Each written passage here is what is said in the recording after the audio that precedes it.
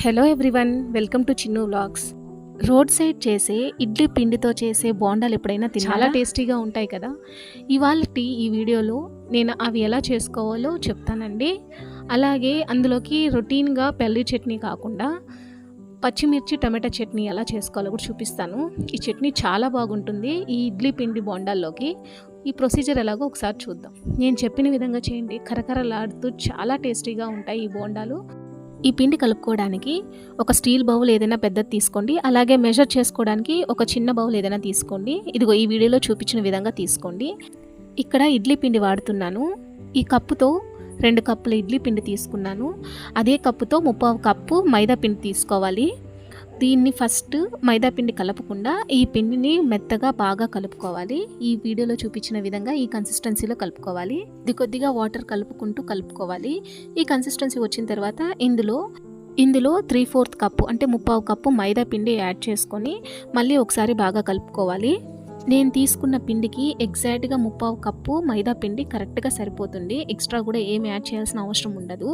ఈ మైదా కూడా బాగా కలుపుకోవాలి. కలుపుకున్న తర్వాత ఇందులో 2 మీడియం సైజ్ ఆనియన్స్ చిన్నగా కట్ చేసుకొని వేసుకోవాలి. అలాగే 2 రెబ్బల కరివేపాకు చిన్నగా కట్ చేసుకొని వేసుకోవాలి.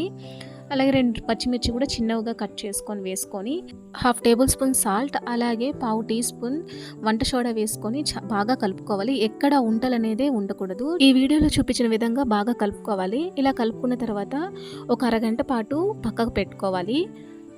ఈ పిండిలో ఇంకా ఎక్స్ట్రా వాటర్ యాడ్ చేయాల్సిన అవసరం లేదండి, ఎందుకంటే ఆల్రెడీ ఇందులో ఉన్న వాటరే సరిపోతుంది. సో బాగా కలుపుకొని ఒకసారి ఉప్పు చెక్ చేసుకొని సరిపోతుందో లేదో చూసుకొని, సరిపోకపోతే ఇంకొంచెం సాల్ట్ యాడ్ చేసుకొని పక్కకు పెట్టేసుకోవాలి. ఇప్పుడు మనం పచ్చిమిర్చి టొమాటో చట్నీ ఎలా చేసుకోవాలో చూద్దాం. దీనికోసం స్టవ్ ఆన్ చేసుకొని కడాయి పెట్టుకొని ఇందులో ఒక 5 టేబుల్ స్పూన్స్ ఆయిల్ వేసుకోవాలి. ఎక్కడ ఆయిల్ ఇంకా యాడ్ చేసేది ఉండదండి, ఈ ఆయిలే సరిపోతుంది కంప్లీట్ పచ్చడికి. ఇది బాగా వేడయ్యాక ఒక 20 నుంచి 25 పచ్చిమిర్చి 2గా కట్ చేసుకొని వేసుకోవాలి. ఈ పచ్చిమిర్చి 1 మినిట్ వరకు హై ఫ్లేమ్ మీద ఫ్రై చేసుకొని మిక్సీ జార్లోకి తీసేసుకోవాలి. ఇప్పుడు ఇదే ఆయిల్లో 2 పెద్ద సైజ్ టొమాటోస్ కట్ చేసుకొని, అలాగే మీడియం సైజ్ ఆనియన్ ఒకటి, చిన్న నిమ్మకాయ సైజ్ అంతా చింతపండు, అలాగే కొద్దిగా ఉప్పు వేసుకొని బాగా ఫ్రై చేసుకోవాలి మీడియం ఫ్లేమ్ మీద. ఇందులో ఉప్పు వేయడం వల్ల టమాటా ఎర్రగడ్డ త్వరగా మెత్తబడుతుందండి. సో మూత పెట్టుకొని ఒక 2 నిమిషాల పాటు మీడియం ఫ్లేమ్ మీద ఇవి ఉడికించుకుందాం. ఇప్పుడు 2 నిమిషాలు అయిన తర్వాత మూత తీసుకొని ఒకసారి మళ్ళీ కలుపుకొని టమాటా ఎర్రగడ్డ ఉడికిందో లేదో చూద్దాం. ఈ వీడియోలో చూపించిన విధంగా మెత్తగా అయిపోవాలండి.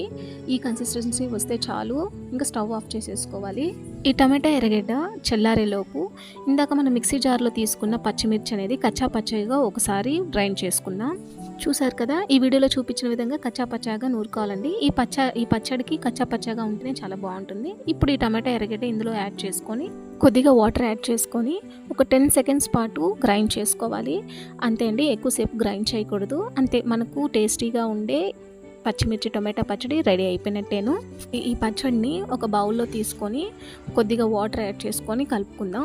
ఒకసారి సాల్ట్ కూడా టేస్ట్ చూసుకొని సరిపోకపోతే కొద్దిగా యాడ్ చేసుకోండి. ఇప్పుడు ఇడ్లీ పిండి బోండాలు ఎలా వేసుకోవాలో చూద్దాం. చేసుకొని కడాయి పెట్టుకొని ఇందులో ఒక 1/2 లీటర్ వరకు ఆయిల్ వేసుకున్నాను. ఇది బాగా హీట్ అవ్వాలండి. హీట్ అవ్వక ముందే మనం పిండి అనేది ఇందులో వేయకూడదు. హీట్ అవ్వక ముందే వేస్తే పిండి అనేది కింద అతుక్కునేస్తుందండి. చూసారు కదా, ఈ వీడియో చూపించిన విధంగా కాగిన తర్వాత వేస్తే మనం వేసిన పిండి పైకి వస్తుంది.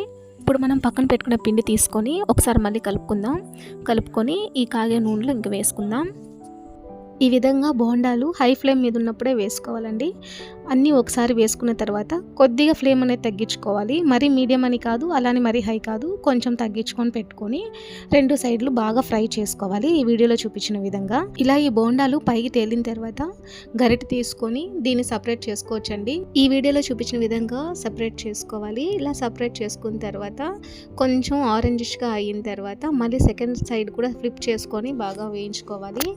చూసారు కదా, ఈ విధంగా 2 సైడ్లు ఫ్రై అయిన తర్వాత ప్లేట్లో తీసేసుకొని చట్నీతో సర్వ్ చేసేసుకోవడమే. నేను చెప్పిన విధంగా ఒకసారి ట్రై చేసి చూడండి, చాలా బాగుంటాయి.